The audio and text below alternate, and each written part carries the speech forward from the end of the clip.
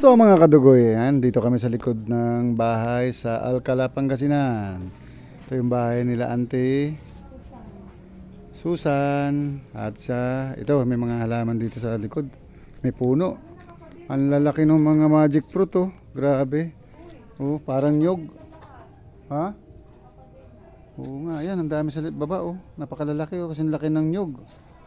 Nabubulok na ng iba, yan, nakasingit pa oh. Ayan oh, nabubulok na.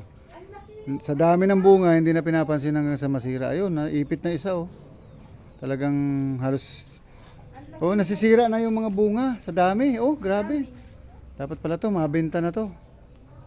Saka ang lalaki. Oo, ang lalaki parang nyug.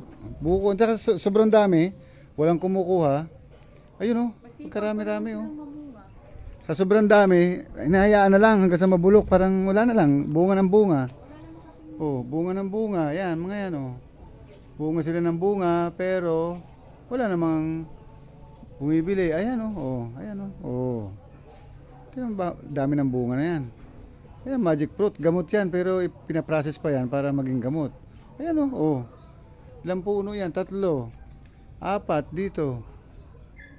Oh, 5, 6.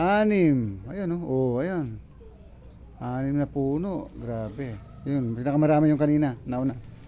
Ito yung mga ano to. Medyo marami pa rin to. Ayan, oh. Taas, napakarami. Ayan oh, oh. Oh. Ang dami sa taas. Oh, ayan. Ito yung malapitan. Okay. Oh, pagkano kalaki oh. Oh, ayan. Pag hawakan mo, mas malaki pa sa kamao. Pero nabubulok lang yan dito. Yun lang.